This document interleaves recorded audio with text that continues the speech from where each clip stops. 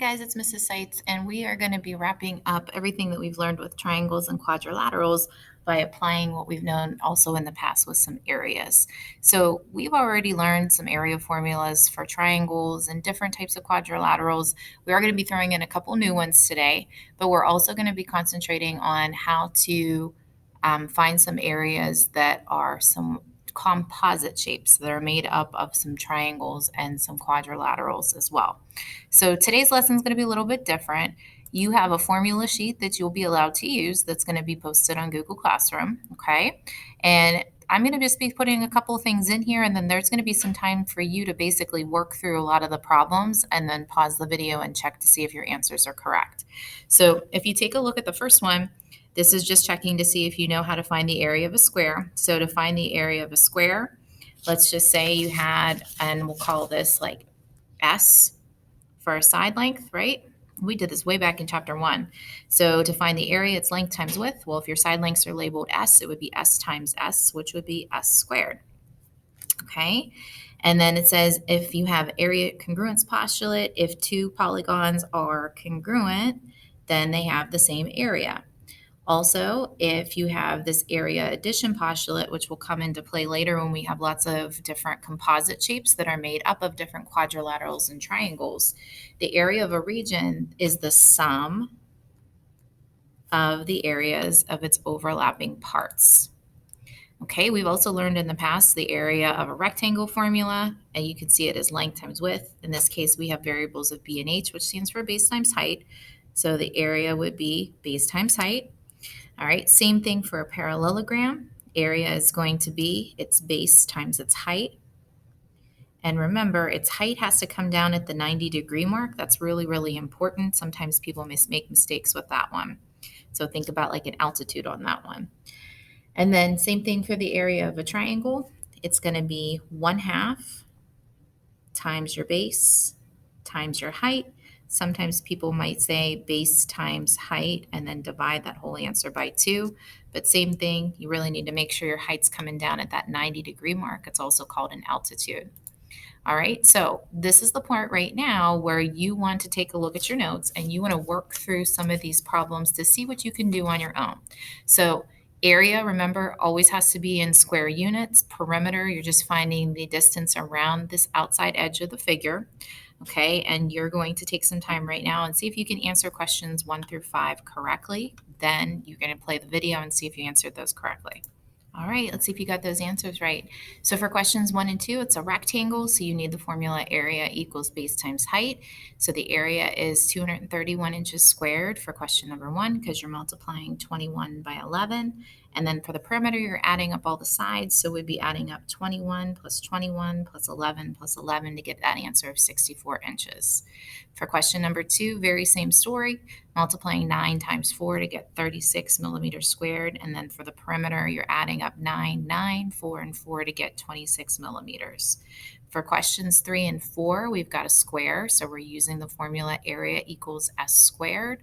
We know all the side lengths are the same, so it would be 11 times 11 or 11 squared to get 121 centimeters squared for the area, and the perimeter would be adding up all the sides, so we have 11 plus 11 plus 11 plus 11 to give us 44 centimeters.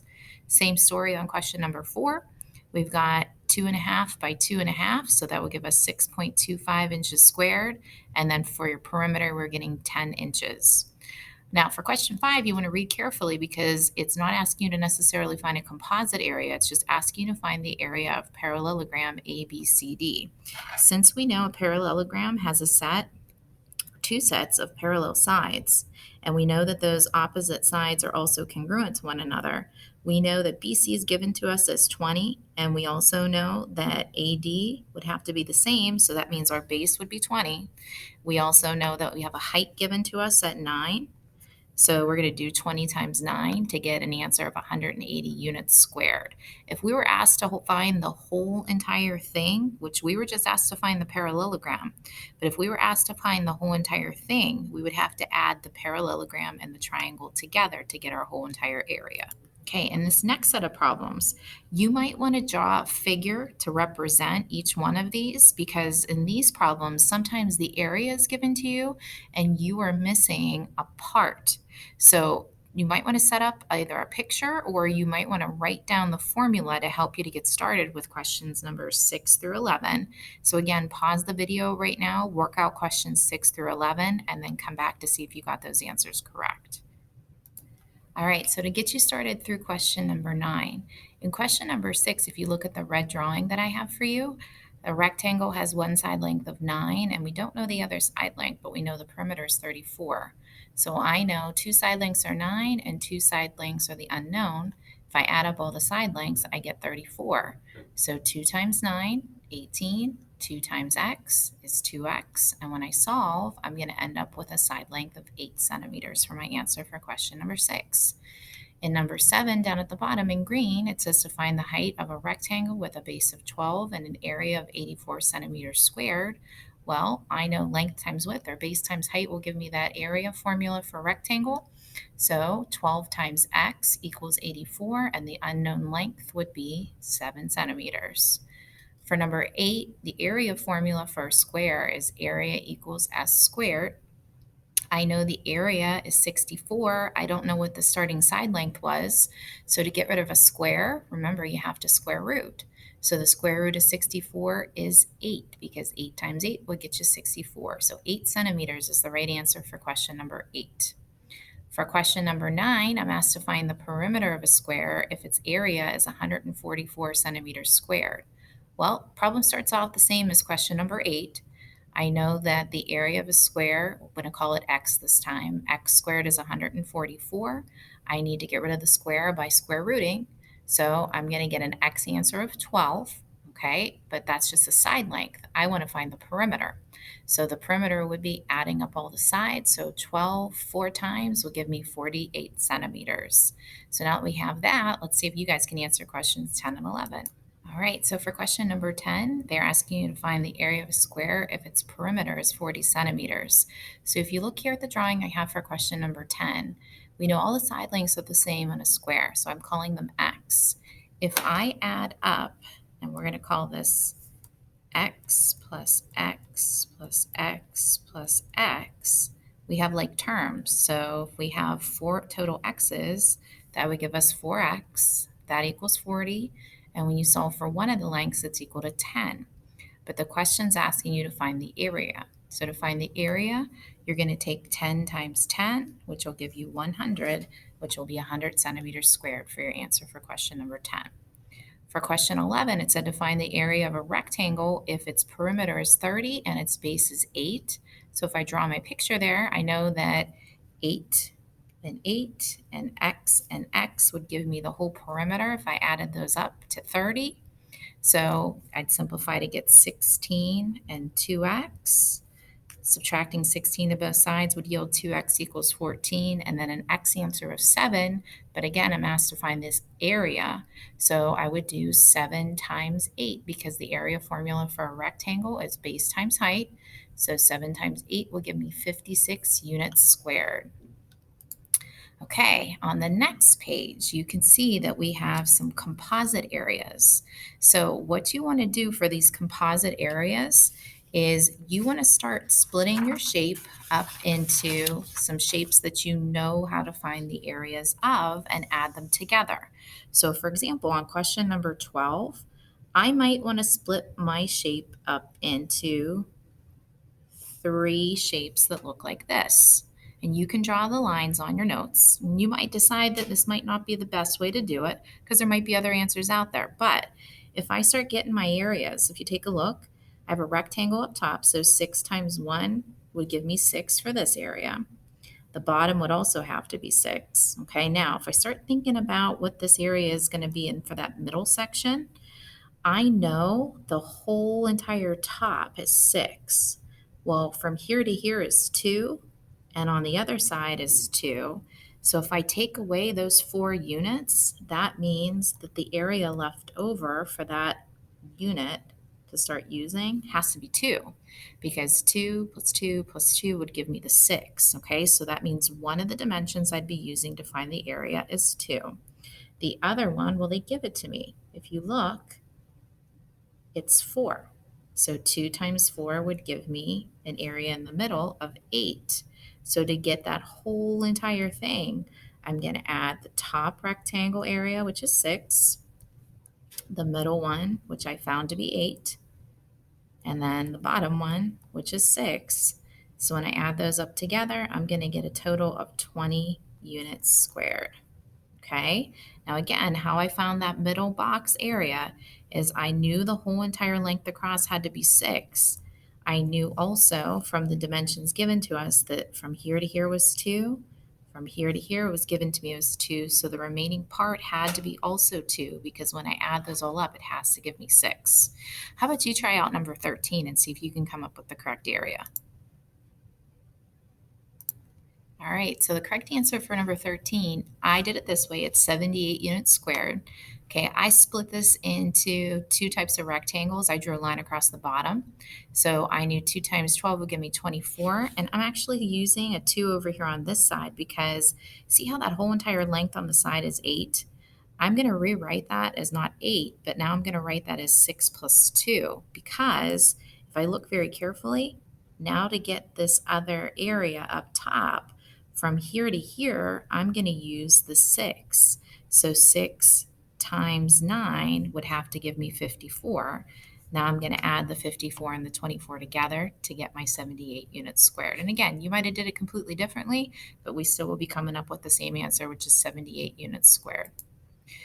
Okay, moving on. Now we've done some of these formulas before, not all though. So take a look and make sure you have these.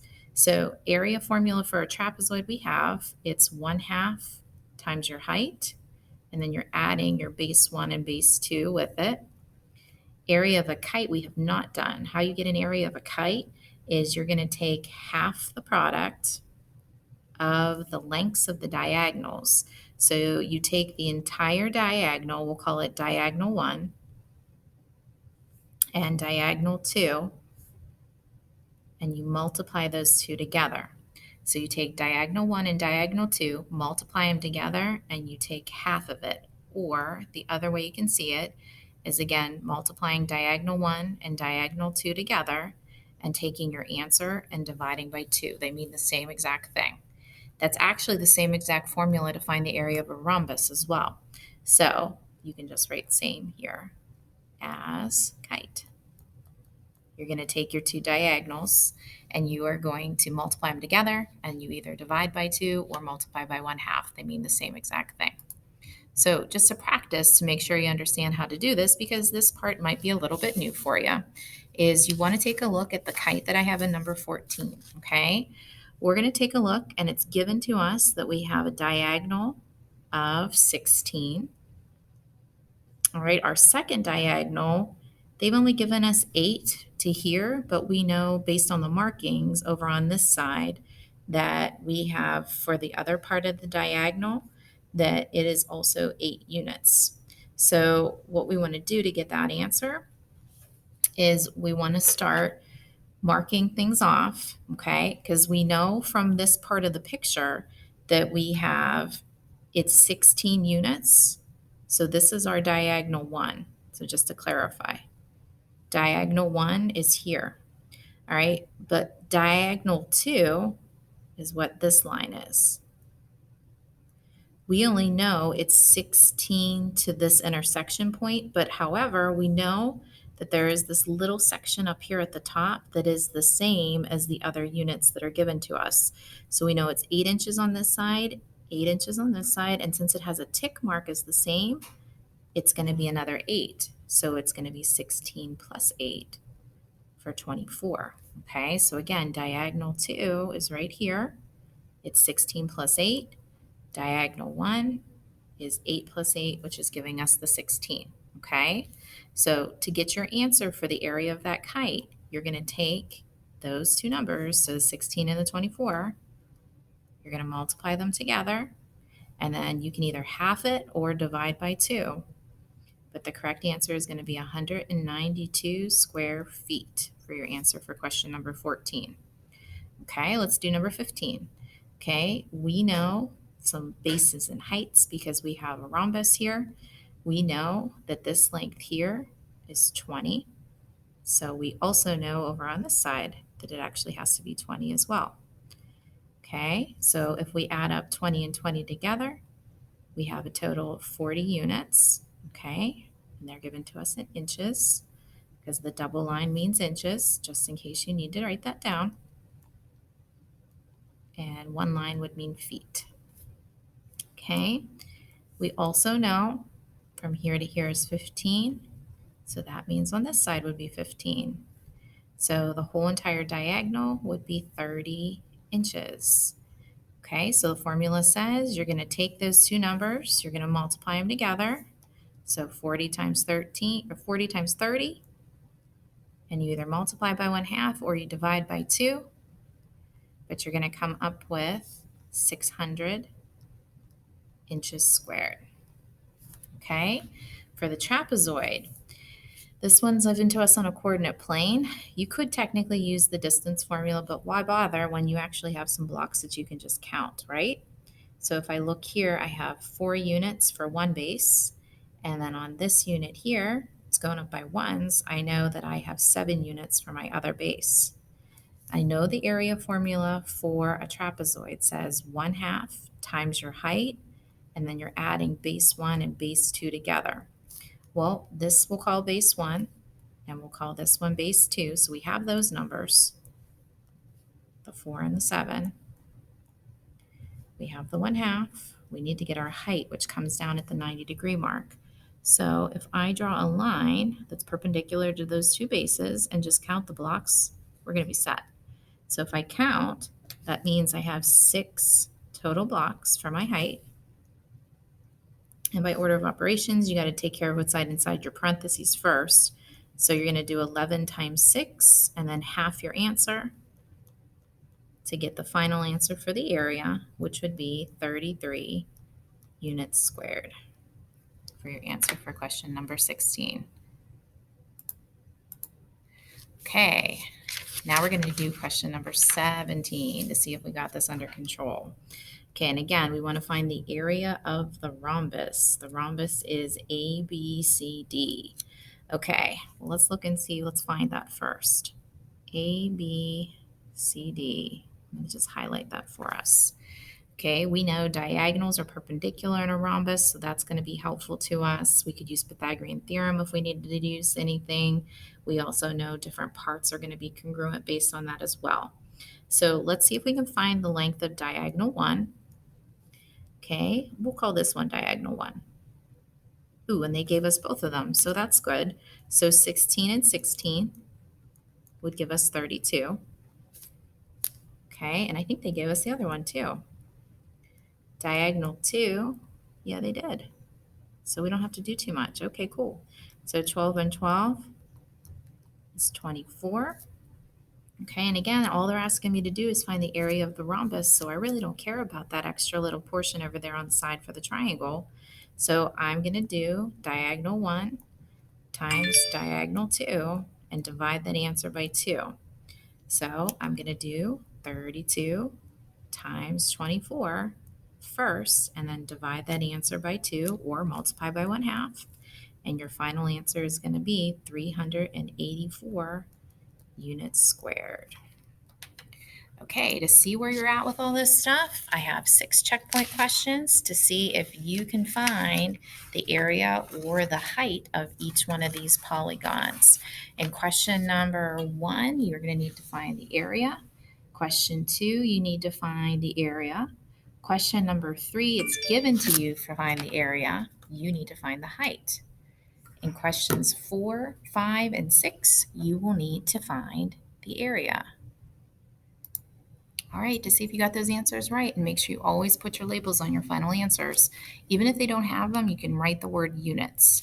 So for question number 1, it's 32 units squared because we're going to take 4 times 8. For question number 2, it's a triangle, so we're going to take 16 times 9 and then divide that by 2 to get your answer of 72 units squared. For question number 3, we need to find the height. So they're giving us the area, which is 60. I'm going to do base times height, which is 6h, and then finding that answer for height, which is 10 units. For the trapezoid in question number 4, if you plug in the bases of 6 and 14 and the height of 7, you would find that the area is 70 units squared. For question number 5, diagonal 1 is 16 and diagonal 2 would be 22. If you multiply those together and then divide by 2, you get 176 units squared. And then finally, guys, for question number 6, for the kite, same deal with the diagonals. Diagonal 1 would be 18, diagonal 2 would be 40, and then multiply those guys together and divide by 2 to get 360 units squared. So again, in today's lesson, you're going to be basically wrapping up everything that we've learned about triangles and quadrilaterals, putting those areas to use, and we're also going to be applying some composite areas in some practice problems.